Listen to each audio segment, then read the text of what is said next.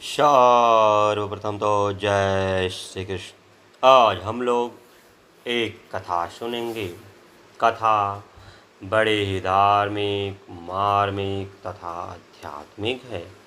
इस कथा को बड़े ही ध्यान से आप सुने, क्योंकि किसी भी कथा को ध्यान से सुनने पे ही कथा समझ में आता है तथा कथा का आनंद भी आता है। तो चलिए कथा को सुनते हैं। यह जो कथा है यह वायवी संहिता के उत्तरखंड से है।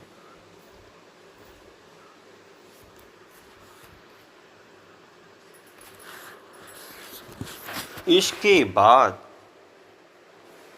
उपमन्यु ने ऐहिक फल देने वाले अर्थात यही फल देने वाले कर्म तथा परलोक में फल देने वाले पूजन, जप, ध्यान, तप और दान में महान कर्मों की विधि का वर्णन किया।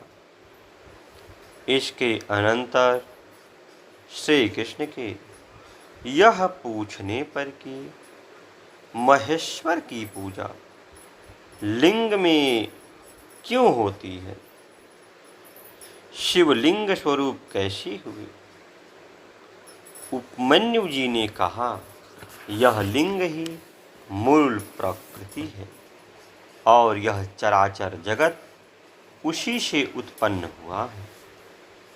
शिव तथा शिवा का नित्य अधिष्ठान होने के कारण यह लिंग उनका स्थूल विग्रह कहा जाता है। अतः उसी में नित्य अम्बा सहित शिव की पूजा की जाती है।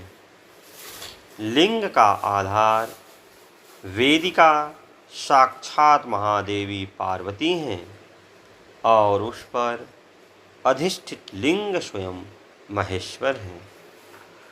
उन दोनों के पूजन से ही शिव व पार्वती पूजित हो जाते हैं। वह देवी परमात्मा शिव की परमा शक्ति है। वह शक्ति परमात्मा की आज्ञा को प्राप्त करके चराचर जगत की सृष्टि करती है। उसकी महिमा का वर्णन सैकड़ों वर्षों में भी नहीं किया जा सकता। श्री कृष्ण के द्वारा परम दुर्लभ योग का वर्णन सुनने की इच्छा करने पर उपमन्यु जी बोले, हे श्री कृष्ण, जिसकी दूसरी वृत्तियों का निरोध हो गया है, ऐसे चित्त की भगवान शिव में जो निश्चला वृत्ति है उसी को योग कहा गया है। प्रायः योग 8 या 6 अंगों से युक्त होते हैं। यम, नियम, आसन, प्राणायाम, प्रत्याहार, धारणा, ध्यान और समाधि, ये योग के 8 अंग बतलाए गए हैं। कहा गया है कि उत्तम योग का अभ्यास करने वाले योगी के सारे अंतराय शीघ्र नष्ट हो जाते हैं और संपूर्ण विघ्न भी धीरे धीरे दूर हो जाते हैं। जिसके आहार विहार उचित एवं परिमित हो, जो कर्मों में यथायोग्य समुचित चेष्टा करता हो तथा जो उचित समय से सोता और जागता हो एवं सर्वथा आलस्य रहित हो, उसी को योगाभ्यास में तत्पर होना चाहिए। उसे ही सफलता प्राप्त होती है। उपमन्यु जी ध्यान की महिमा का वर्णन करते हुए कहते हैं, भगवान शिव का चिंतन एवं ध्यान करने पर सब सिद्धियां प्रत्यक्ष और सिद्ध हो जाती हैं। जिस जिस रूप में मन की स्थिरता लक्षित हो उसका बारंबार ध्यान करना चाहिए। कुछ लोग मन की स्थिरता के लिए स्थूल रूप का ध्यान करते हैं। स्थूल रूप के चिंतन में लगकर जब चित्त निश्चल हो जाता है तब सूक्ष्म रूप में वह स्थिर हो जाता है। जिसके सारे पाप नष्ट हो गए हैं उन्हीं की बुद्धि ज्ञान और ध्यान में लगती है। जिनकी बुद्धि पाप से ग्रसित है उसके लिए ज्ञान और ध्यान की बात भी अत्यंत दुर्लभ है। जैसे बहुत छोटा दीपक भी महान अंधकार का नाश कर देता है, इसी तरह थोड़ा सा योगाभ्यास भी महान पाप का नाशक होता है। श्रद्धा पूर्वक क्षण भर भी परमेश्वर का ध्यान करने वाले पुरुष को जो महान श्रेय प्राप्त होता है उसका कोई अंत नहीं है। ध्यान के इस समान कोई तीर्थ नहीं, ध्यान के समान कोई तप नहीं, ध्यान के समान कोई यज्ञ नहीं। इसलिए ध्यान अवश्य करें। अपने आत्मा एवं परमात्मा का बोध प्राप्त करने के कारण योगी जन आत्मतीर्थ में अवगहन करते और आत्मदेव के ही भजन में लगे रहते हैं। उन्हें ईश्वर के सूक्ष्म स्वरूप का प्रत्यक्ष दर्शन होता है।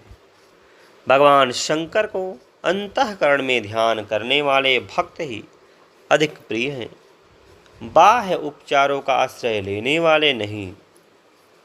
सूत जी कहते हैं, उपमन्यु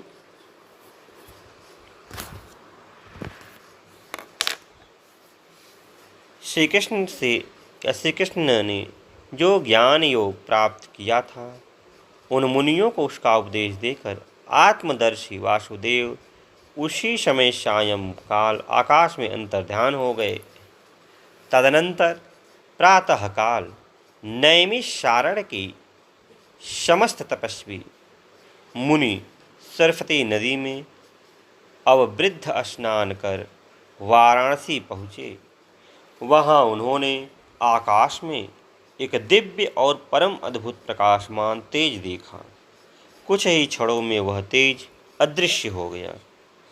इस महान आश्चर्य को देखकर वे महर्षि यह कहा, यह क्या है? यह जानने की इच्छा से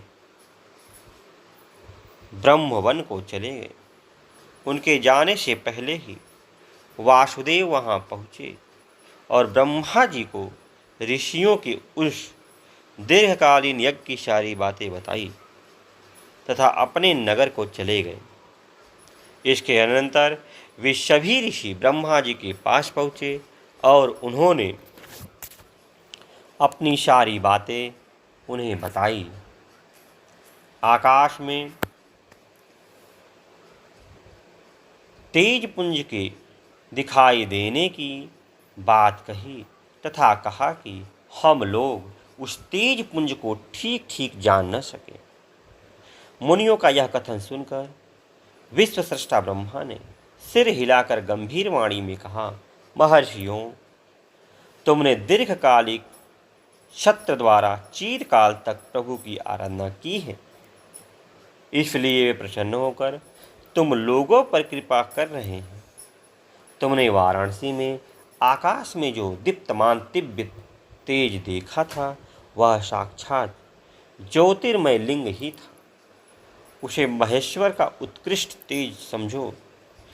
तुम लोग मेरु पर्वत के दक्षिण शिखर पर जहाँ देवता रहते हैं वहाँ जाओ। वहीं मेरे पुत्र सनत कुमार निवास करते हैं। वे वहाँ नंदी के आने की प्रतीक्षा में हैं।